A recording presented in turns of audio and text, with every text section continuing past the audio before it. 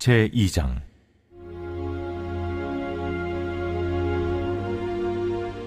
너희 제사장들아, 이제 너희에게 이같이 명령하노라. 만군의 여호와가 이르노라. 너희가 만일 듣지 아니하며 마음에 두지 아니하여 내 이름을 영화롭게 하지 아니하면 내가 너희에게 저주를 내려 너희의 복을 저주하리라.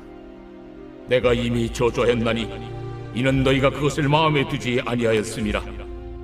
보라, 내가 너희의 자손을 꾸짖을 것이요 똥 곧 너희 절기의 희생의 똥을 너희 얼굴에 바를 것이라. 너희가 그것과 함께 제하여 버림을 당하리라. 만군의 여호와가 이르노라. 내가 이 명령을 너희에게 내린 것은 레위와 세운 나의 언약이 항상 있게 하려 함인 줄을 너희가 알리라. 레위와 세운 나의 언약은 생명과 평강의 언약이라.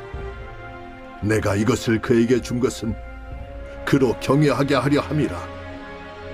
그가 나를 경외하고 내 이름을 두려워하였으며 그의 입에는 진리의 법이 있었고 그의 입술에는 불의함이 없었으며 그가 화평함과 정직함으로 나와 동행하며 많은 사람을 돌이켜 죄악에서 떠나게 하였느니라. 제사장의 입술은 지식을 지켜야 하겠고 사람들은 그의 입에서 율법을 구하게 되어야 할 것이니 제사장은 만군의 여호와의 사자가 됨이거늘 너희는 옳은 길에서 떠나 많은 사람을 율법에 거스르게 하는도다. 나 만군의 여호와가 이르노니 너희가 레위의 언약을 깨뜨렸느니라.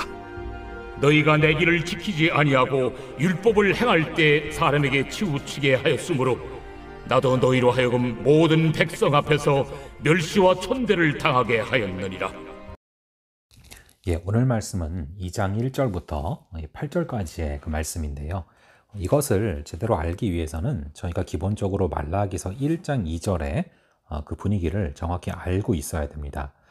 이 말라기서 1장 2절에 보면은 이런 구절이 나오고 있는데요. 하나님께서 말씀하십니다. 내가 너희를 사랑했노라. 내가 너희를 사랑한다. 그러니까 이스라엘이 뭐라고 말하는 줄 아십니까? 주께서 어떻게 우리를 사랑하셨나이까? 딱 이렇게 얘기를 합니다.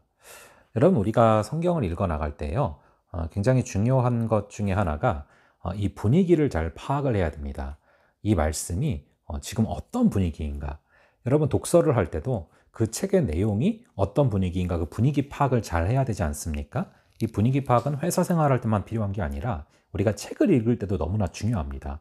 근데 말라기서 1장 2절을 보시면 어떤 분위기냐 하면요, 막 지금 거의 부부싸움을 아주 크게 한 것 같은 그런 분위기예요. 남편이 여호와시고 그리고 이스라엘이 또 이제 아내죠.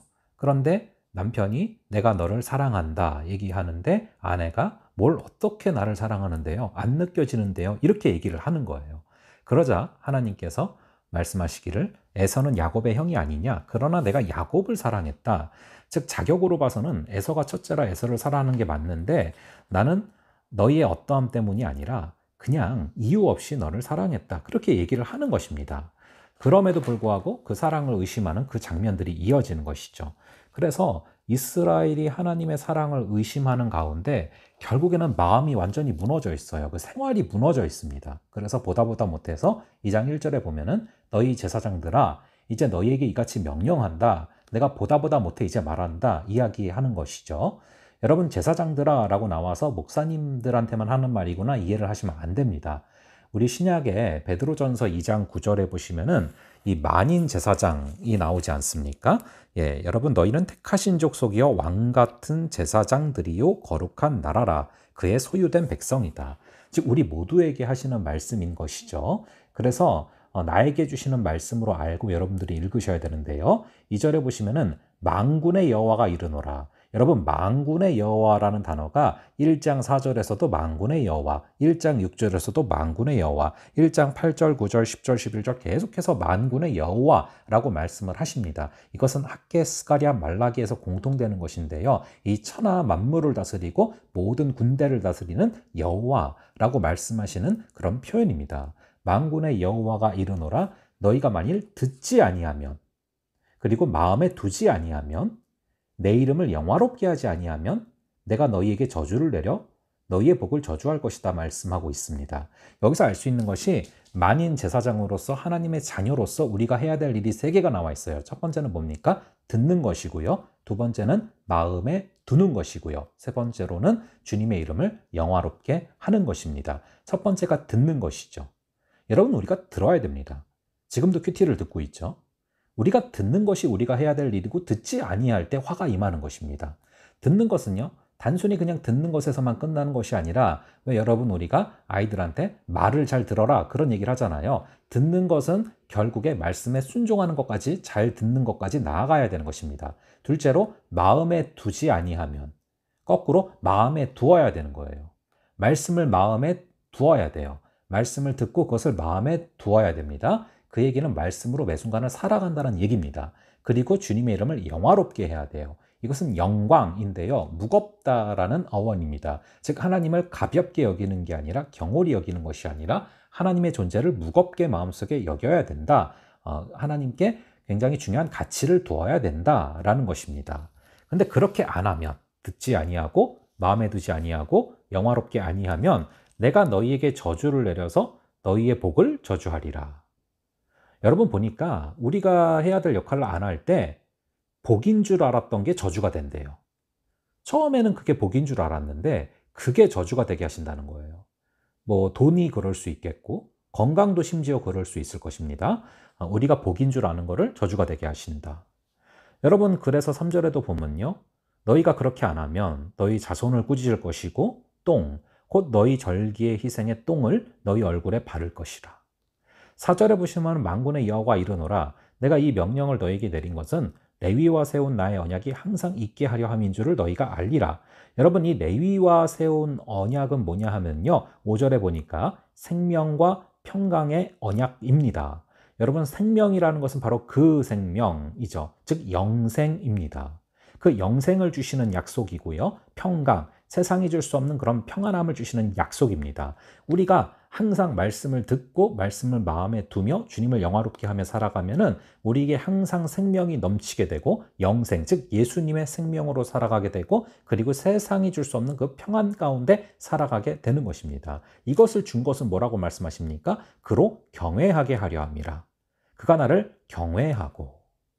여러분, 경외하게 하려고 이렇게 생명과 평강의 언약을 주셨대요. 경외라는 것은 하나님을 두려워하는 것이죠. 여러분, 하나님을 두려워하는 것이고 하나님을 존경하는 것이고 하나님을 사랑하는 것입니다. 그러할 때 그의 입에는 진리의 법이 있게 된다고 합니다. 입을 열면은 말씀이 나온다는 것입니다. 이 진리의 법은 모세오경, 즉 구약을 뜻하고 있습니다. 그래서 입을 열면 말씀이 나오게 되고, 그럴 때 거꾸로 그의 입술에는 불의함이 없어진다라고 나오고 있습니다. 여러분, 입에 진리의 법이 있을 때 불의함이 사라지는 것입니다. 여러분, 이 불의함이라는 것은 단순히 도덕적인 차원을 넘어서서 여러분, 악플이 사람을 죽이는 세상이 됐어요. 입술에 불의함이 있는 것이 생명을 앗아가는 결과를 가져온다는 것입니다. 하지만 진리의 법이 입술에 있으면 그 입술에서 불의함이 없어집니다. 동시에 그가 화평함과 정직함으로 나와 동행하면서 많은 사람들을 돌이켜서 죄악에서 떠나게 한다.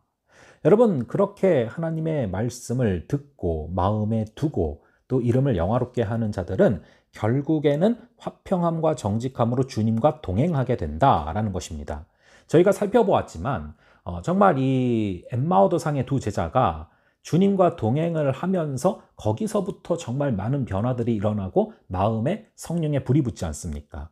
여러분, 우리의 일상이 주님과 동행하는 순간이 돼야 되는데, 동행을 할 때요, 사실은 동행을 하나님과 하려고 하면은 우리가 힘든 게 아니라 하나님이 힘드신 거예요. 하나님께서 우리에게 발걸음을 맞춰 주셔야 되는 것입니다. 하지만 하나님께서 사랑하셔서 동행하여 주시는 것이죠. 그렇게 하나님과 동행하는 자가 되면은 많은 사람을 돌이켜서 죄악에서 떠나게 한다라는 것입니다. 많은 사람을 하나님께로 돌아오게 하는 사람이 된다는 것입니다. 여기서 명확히 알 수 있는 것이, 많은 사람을 하나님께 돌아오게 하려면은 먼저 내가 하나님과 동행하는 사람이 되어야 한다라는 것이죠. 그리고 하나님과 동행하는 그런 사람이 되려면은 말씀을 듣고 말씀을 마음에 두고 하나님을 영화롭게 해야 한다는 것입니다.